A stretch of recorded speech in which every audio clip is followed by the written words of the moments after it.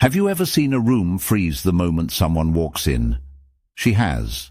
No heels, no designer bag, no sparkling jewelry, just a black woman in her 30s, dressed in a worn blazer and old flats, clutching a manila folder to her chest like her only shield. Her name? Zora Washington. This wasn't an ordinary interview. It was a battlefield. She hadn't planned to return.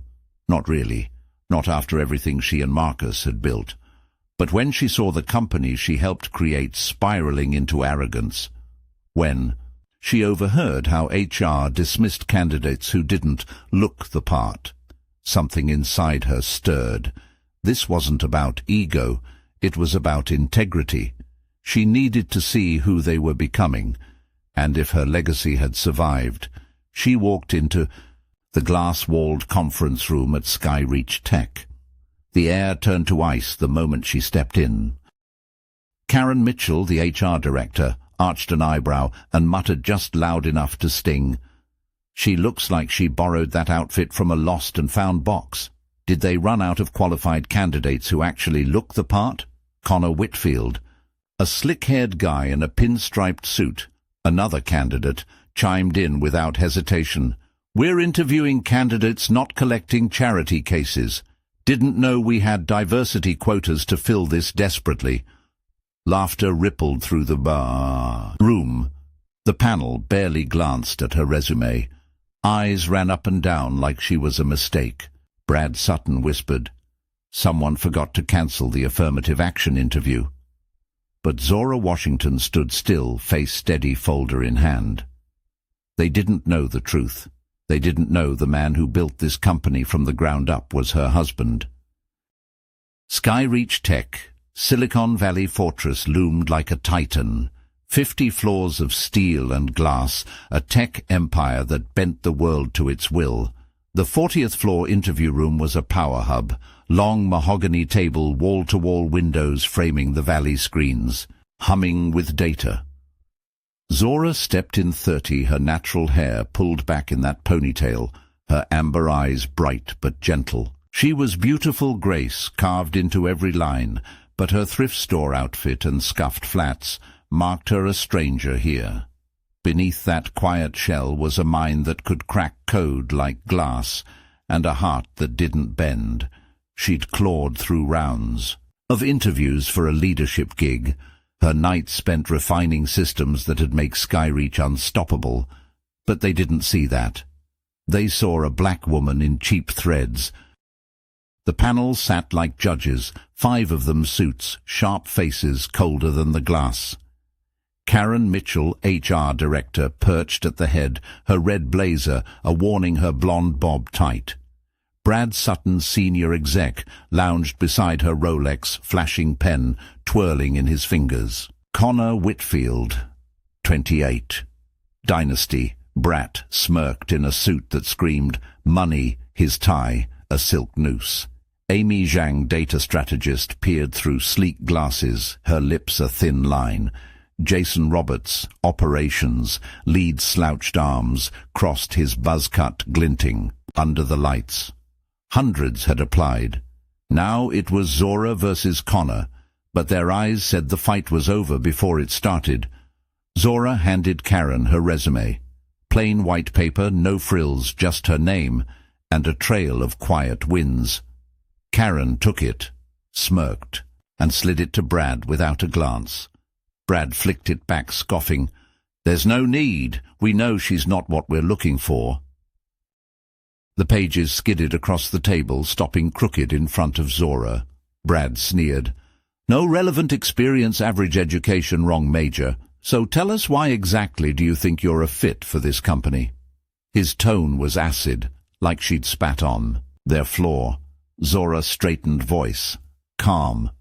"I've spent 8 years building scalable systems. My last startup tripled its revenue with my framework. I'm here because I can solve problems Skyreach hasn't named yet." Connor cut in, laughing. "Scalable systems, what, like a lemonade stand app? This isn't a pity hire or some diversity initiative." Karen smirked. "She's delusional, probably thinks a spreadsheet's high-tech." Girl, this isn't one of those government programs that hands out jobs. Amy Zhang leaned forward. What's your degree sociology? This is Skyreach, not a book club or urban outreach center. Zora nodded. It's computer science with a focus on AI ethics. I've published... Jason Roberts barked over her. Published? We don't need homework. We need results. You're drowning here. This isn't the place for token hires. She tried again. My last project cut processing times by... Connor drowned her out. Save the bedtime. Stories, kid. No one's buying. Your kind of thinking isn't what built Silicon Valley. Karen didn't stop. She grabbed a marker from the table and scrolled. Looser. Across Zora's resume, the black ink bleeding through as she sneered. That's your title now. Affirmative action looser. Connor hooted. Sign it, frame it. Maybe she can take it back to whatever hood she crawled out of. While Brad clapped, she's a masterpiece of failure. The panel roared phones out, filming the defaced pages, and Zora stood there, ink smearing under her fingers as she held it, her flats rooted. But she didn't snap, just let the word hang, her calm a shield against their venom. The venom spread fast. Karen tapped her pen. You're wasting our air. Did you borrow that skirt from a thrift bin, or is that what passes for professional where you're from? Brad chuckled. She looks like she's dressed for the flea market. Where's the haggling booth? Is that natural hair supposed to be professional? Connor leaned back. Never seen a boardroom, have you? Maybe on a sitcom? Bet your neighborhood doesn't have many of these buildings. Their laughter bounced off the walls, sharp, cruel. A pack closing in, Zora kept her cool. I'm here to talk qualifications, not clothes. Karen rolled her eyes. Qualifications? Honey, you don't have any we'd touch. Your resume screams diversity. Hire. Amy smirked. Try retail. Suits that vibe. Tech isn't really your people's strong suit. Jason grinned. Yeah, stick to the bottom rung. This is big leagues, not a charity drive or some inner-city program. Amy upped the ante. She snatched a stapler and fired it at Zora's papers, the metal teeth punching holes as she hissed, Let's shred the fairy tale. You're not Cinderella, and Silicon Valley isn't your glass slipper. Jason laughed. Swiss cheese resume. Matches the holes in her education. While Karen smirked. Matches her holes for brains. Typical. All talk, no substance. The pages tore staples scattering across the table, and Zora bent to gather them, her hands steady despite the sting. But Amy kicked them off the edge. Trash. Stays down. Just like you should. Her silence, a wall they couldn't breach. They piled on. Brad stood. Let's spice it up. A surprise test. Logic and coding right now. No laptop, pen and paper only. Prove you're not a fraud, and this isn't just some diversity box checking. He shoved a thick pack at her. 10 pages. Problems twisted like knots, the kind that would break most coders. Zora took it, hands steady. All right. She bent over it, pen flying equations, loops, proofs pouring out like she'd lived them. 5 minutes ticked. Connor yawned loud. Karen scrolled her phone. Amy muttered, She's scribbling nonsense. Probably writing a complaint to HR about discrimination. Zora slid it back. Done. Brad snatched it, skimmed a corner, then ripped it in half. Slow, deliberate, the tear, a scream in the silence. He tossed it in the trash. Bare minimum. You're not even close. Total. Waste. Should have known by looking at you. Connor took it further. He grabbed a water pitcher from the table and dumped it over Zora's head, the icy flood soaking her blouse and skirt as he jeered. Cool off, dreamer. Back to reality. Silicon Valley isn't for everyone. Brad cackled. She's a wet mess now. Guess the ghetto doesn't wash out. While Amy snapped a pic. Viral gold. Hashtag diversity fail. Water dripped down her face, pooling at her flats, and Zora blinked through the chill her ponytail plastered. but she didn't flinch, just stood there. Her strength of fire they couldn't douse.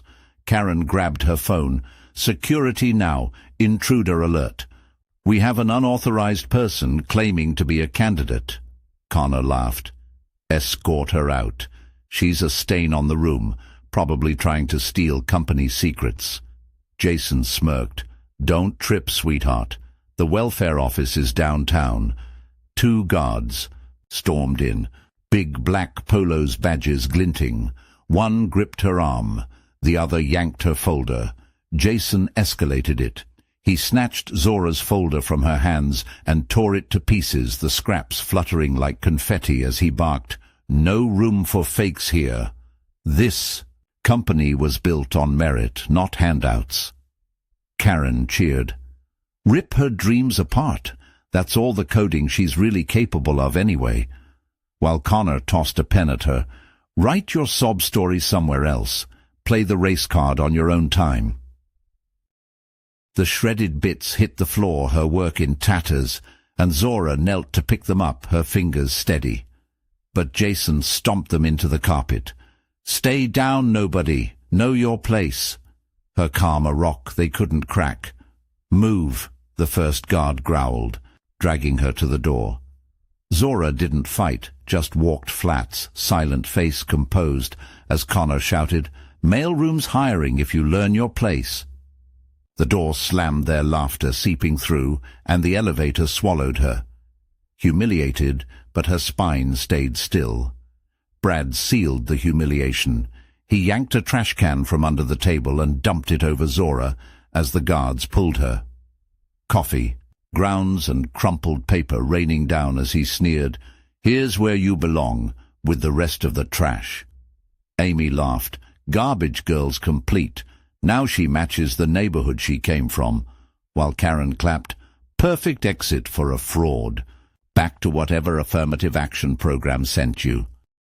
The mess clung to her wet blouse grounds, sticking to her hair, and Zora shook it off her flat slipping. But she didn't break, just walked her amber eyes hard, their cruelty, a storm she faced unflinching.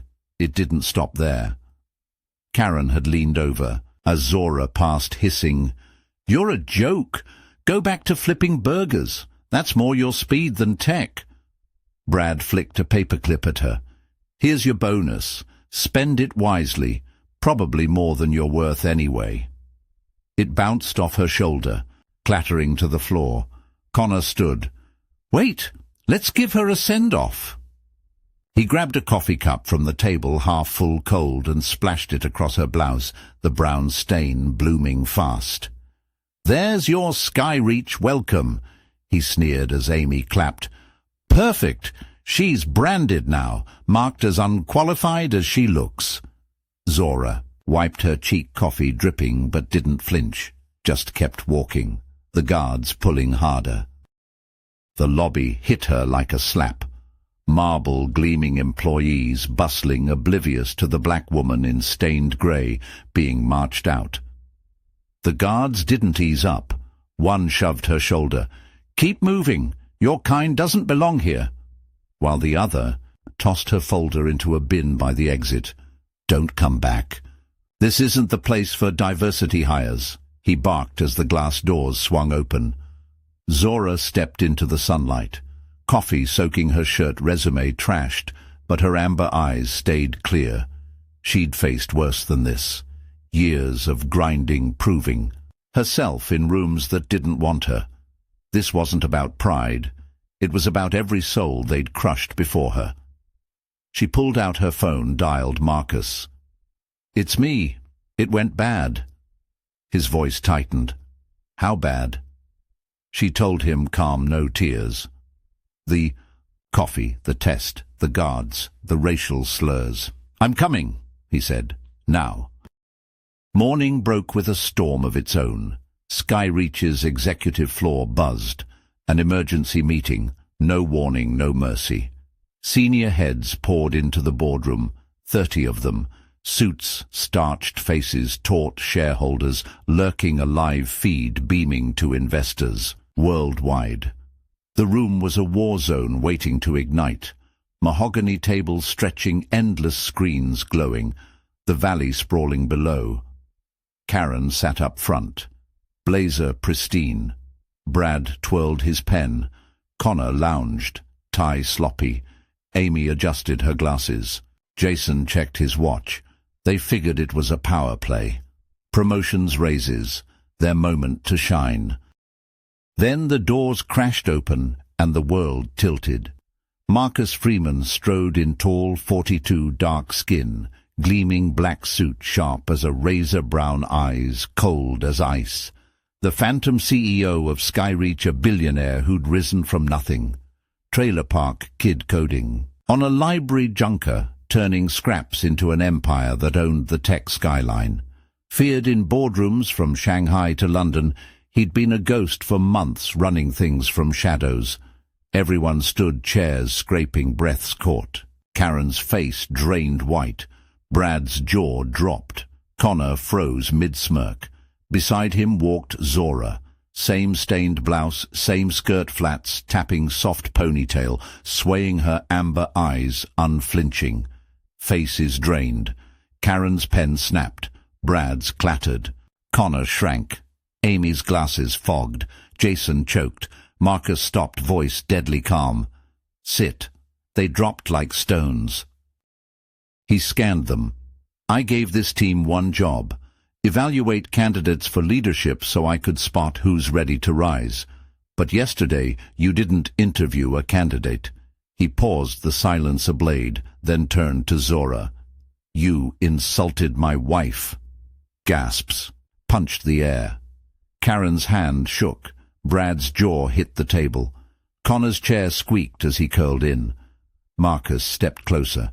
Zora and I built Skyreach from dirt. 2 broke kids, no sleep, no cash. I wired the hardware. She forged the AI. Every system you cash in on her mine's the root. You didn't just miss a resume. You humiliated the woman I love most. You degraded her with racial slurs and bias that has no place in this company or this century. He pointed. Karen, Brad, Connor, Amy, Jason.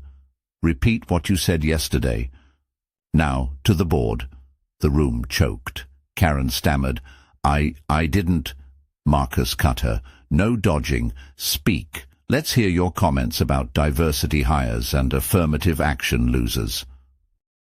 A tech flicked the screen. Security footage raw and loud. Karen's hiss. She looks like she borrowed that outfit from a lost and found box. Did they run out of qualified candidates who actually look the part? Connor's cackle. Janitorial services. Where's the mop? Maybe she can take it back to whatever hood she crawled out of. Brad's sneer. No experience. Wrong major. Guess the ghetto doesn't wash out. Amy's jab. Try retail. Suits that vibe. Tech isn't really your people's strong suit. Jason's quip. Out of her depth. The welfare office is downtown. Brad again. Dressed for the flea market. Is that natural hair supposed to be professional? Connor's finale. Mailroom's hiring if you learn your place. Play the race card on your own time. The boardroom froze. Shareholders shifted. Investors glared through the feed. The words, a death nail ringing. Karen's red blazer was a shroud now, her marker a noose.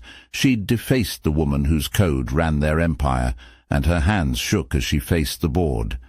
Her smug hiss replayed for millions, her career a smoking ruin. Brad's Rolex dangled useless, his coffee splash a chain.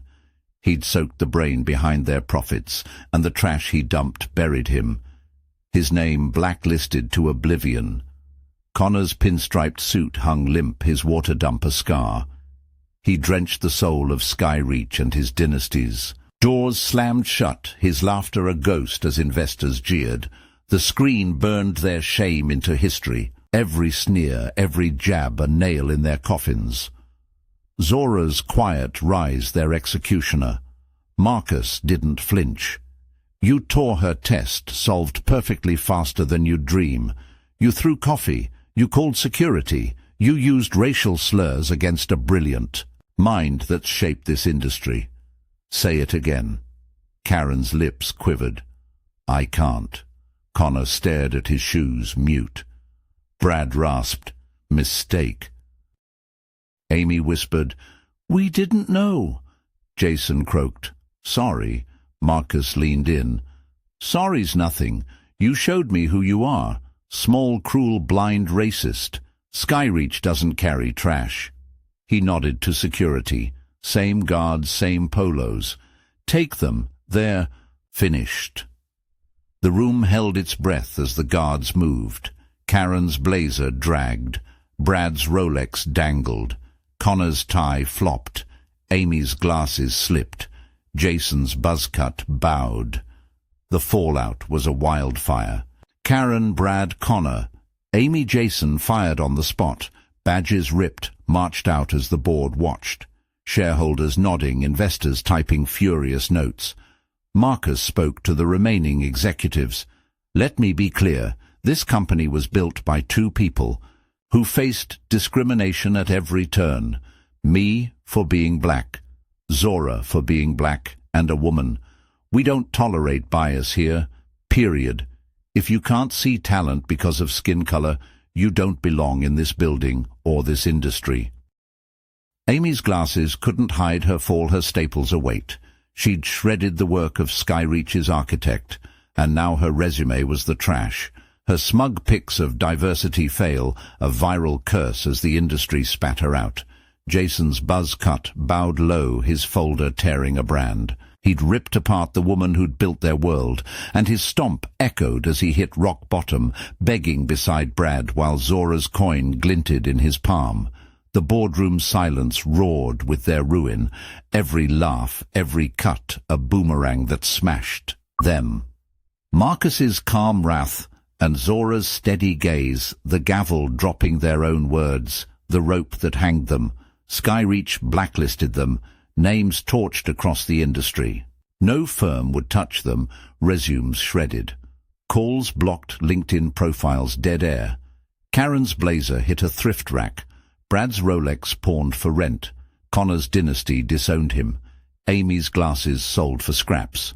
Jason's swagger crumbled to dust. Their titles, their reps, their lives erased in a heartbeat, all for sneers at a black woman they didn't see. Months later, rain lashed a downtown station, commuters rushing, umbrellas snapping. Brad Sutton slumped against the wall. Once a Skyreach exec, now unshaven coat, torn, a cardboard sign shaking in his hands. Please help.